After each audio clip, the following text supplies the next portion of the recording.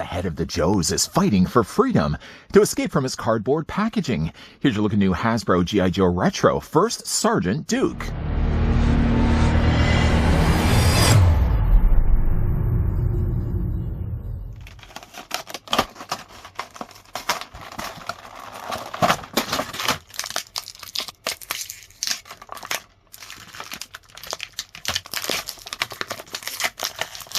Graduated top of his class at Airborne School. After running 4 different Special Forces schools, he turned down a commission to instead serve as acting first sergeant of G.I. Joe. So let me just see if I can wrap my brain around the math here. So you're twice the size of a normal G.I. Joe. So would then knowing is half the battle now be a full battle because you're multiplying it by 2?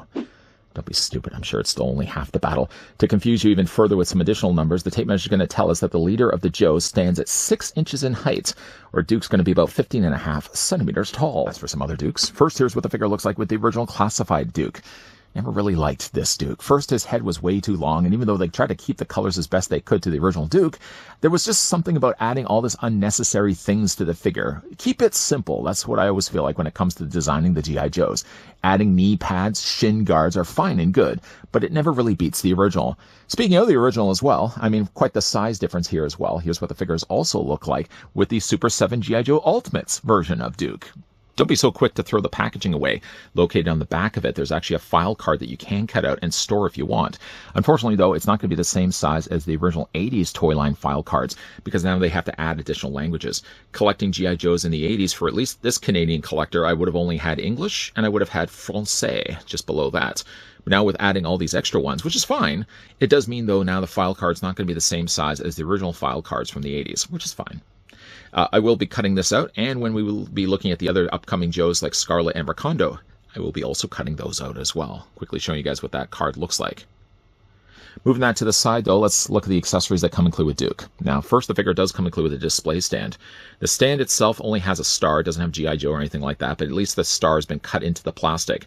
There are not just 1, but 2 pegs that you can plug onto the bottoms of Duke's feet. I think 1 would have just been more than enough, but they decided instead to give me 2. I'm sure we will be getting more of these, of course, when we look at other G.I. Joes. I'm wondering, though, if Cobra is going to have an indentation of the Cobra symbol. Time will only tell. Move that off to the side. The figure does also come included with things that are... I kind of did my best to group these. On one side are all the things that would have kind of really been with Duke with the original 80s release of him. And then off to the other side are all the extra things. First, looking at this category, though, Duke comes included that same pair of awkward binoculars that the original toy line would have had. Why I'd say it's awkward, at least these ones are a little bit using more of a softer plastic. But the ones back in the 80s, though, were so hard and rigid in plastic that whenever you put them on your toy, half the time they would just be sticking out. In fact, they'd be sticking out usually like this. When I was a kid, I usually just would heat the straps and I would just bend it down to the character's body. I'd have help, obviously, from my parents, so it wouldn't burn my tiny little digits. But I might just do something similar to that. I don't even know if really I'm going to have the figure displayed with the binoculars. But again, nice little reference to the original 80s toy line. Figure also comes included with his retro blaster. The rifle, if I can just put the figure down here for a second, looks very much like... Now, I had the original Duke growing up. All my G.I. Joes, unfortunately, over the years, I've just sold all off. I kind of wish I still had them. But the blaster looks very much... The rifle looks very much like the original rifle that came included with the character. Figure also comes included with his backpack. Now, if you had already collected the Classified Series G.I. Joe Duke, you'll notice that the backpacks are exactly the same. They're molded, obviously, in a different color of plastic, so we've got more kind of a tan beige color for this backpack. The original one would have been in green.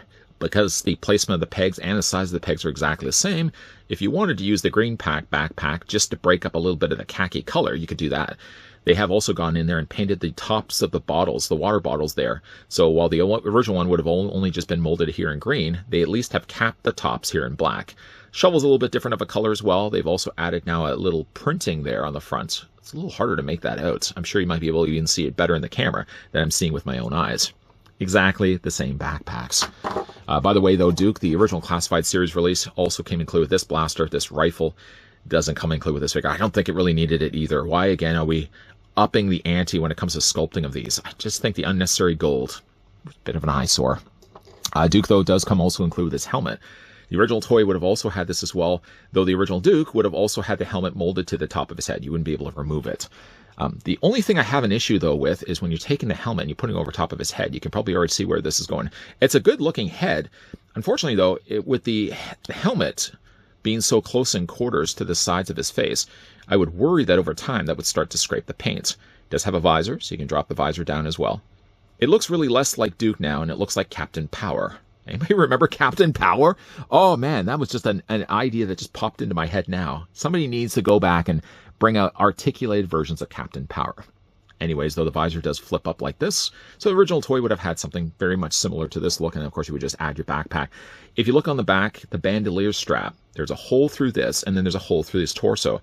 You have to line up the two shapes, and then you take the peg from the backpack, and just plug it in place.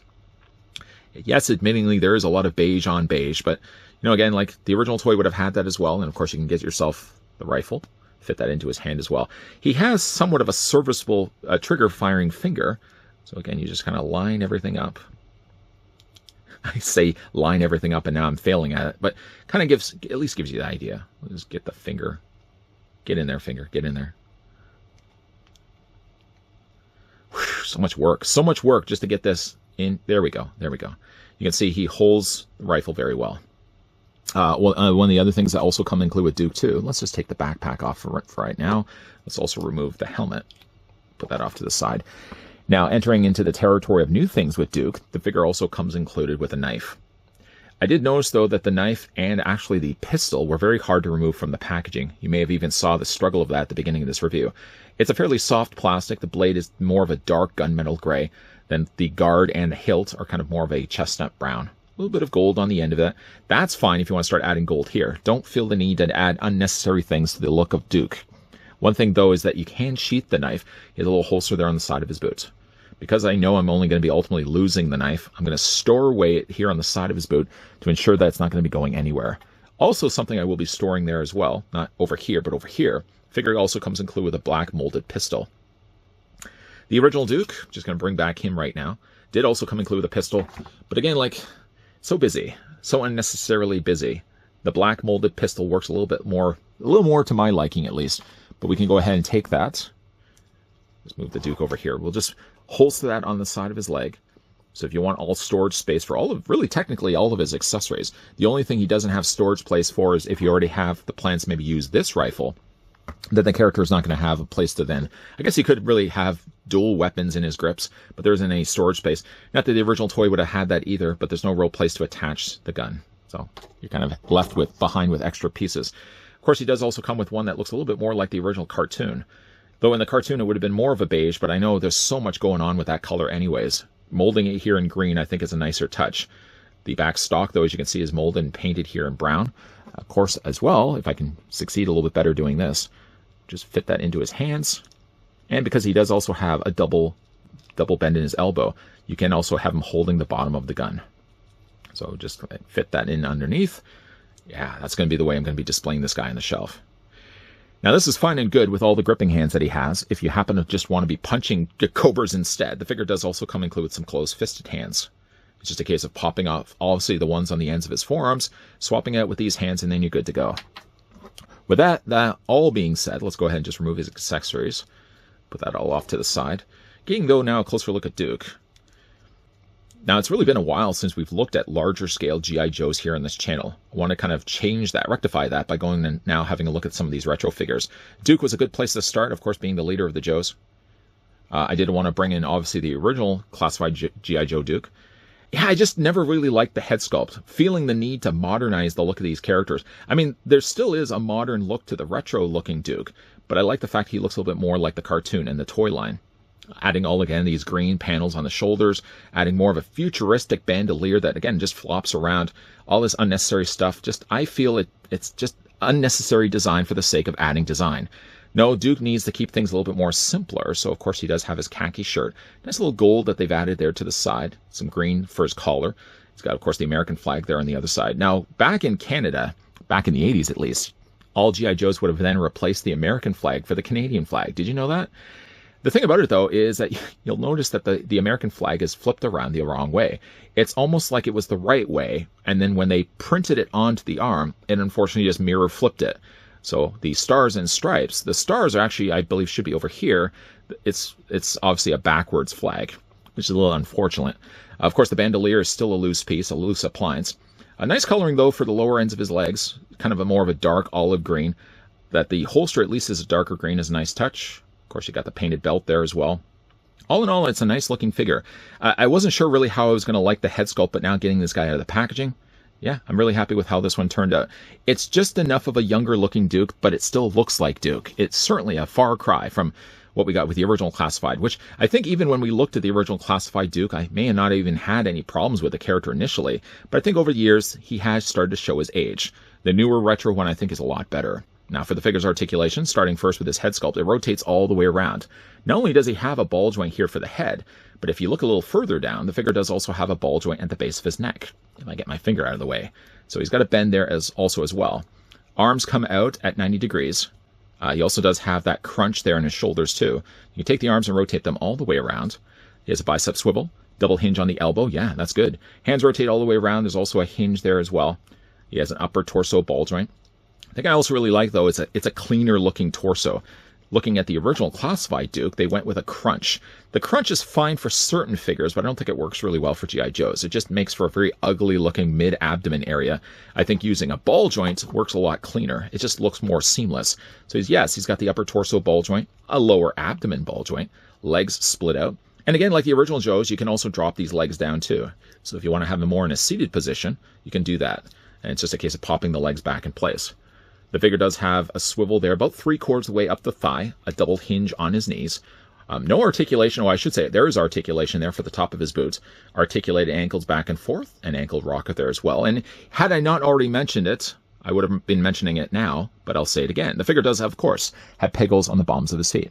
So if you want to get this guy in a dynamic pose, man, it's just a shame the characters don't come include with display stands, but yes, they do. They do. You can use the display stands to get this guy in a much cooler running pose than just having him standing straight like this. Closing out the rest of this review, of course, bringing back in the original Classified Duke. I even had a hard time even finding where I put this guy. He was stored away in totes just under like miscellaneous. In fact, like the front of the tote just said miscellaneous. That kind of just tells me I don't really have a place for that in my collection. I certainly don't have a place for it on the shelf. And then that Duke was just sort of relegated away for years until finally dusting him off.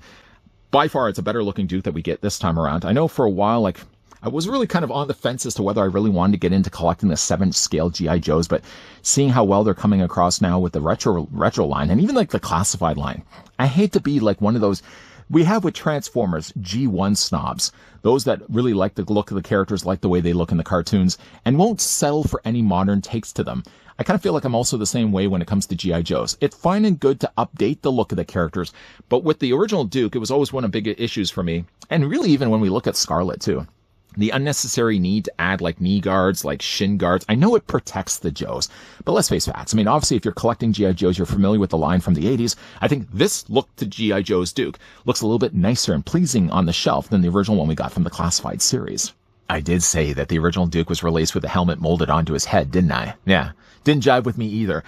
Looked online in between takes, and sure enough, the original 80s Duke, in fact, had to remove the helmet because it also reminded me of when I was a kid. It always seemed strange to me that Duke took the time to comb his hair back. It didn't look at all like the cartoon. One thing I will say, though, about the retro release here of Duke, it looks a lot more like the cartoon than the original Classified series. I know I, though, sound like that Generation 1 snob that it has to stick to the original conformed ideas of what the Joe's design should look like. Apparently, though, Hasbro also agrees, because when you really look at the original Classified release of these figures and then look at what they're doing now, all they're doing really now with the Classified figures is just scaled up versions of the original, quote, Generation 1 G.I. Joes, which I'm fine for. I don't think you have to really take the idea of that and modernize it. Adding unnecessary knee guards, shin guards, and adding gold where gold was never needed to be there in the first place. Keep it simple. Duke was always a simple man with a khaki shirt and green pants, and I like that this newer release does that job nicely. This guy's going to look a little more appealing to my shelf. The fact that I had to find the original Classified Duke in a tote that was called miscellaneous.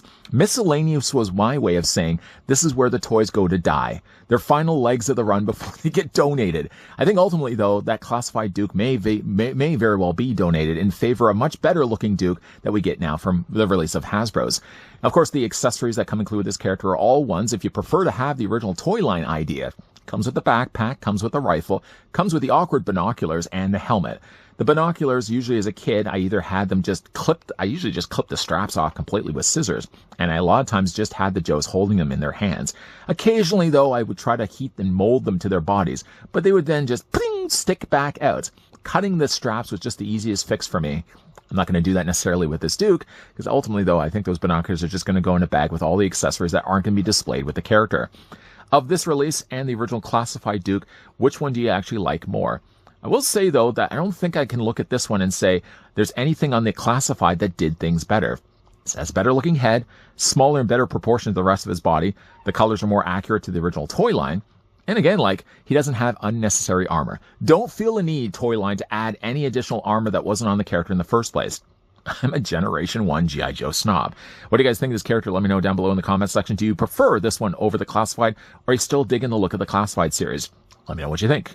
Also, again, if you guys enjoyed this video, do it a solid. Throw it a like. You guys want to stick around for more so? I hope so. Even though we are wrapping up the review right now for Duke, the review of Scarlet's will be right around the corner. So as always, thanks for watching. See you guys next time.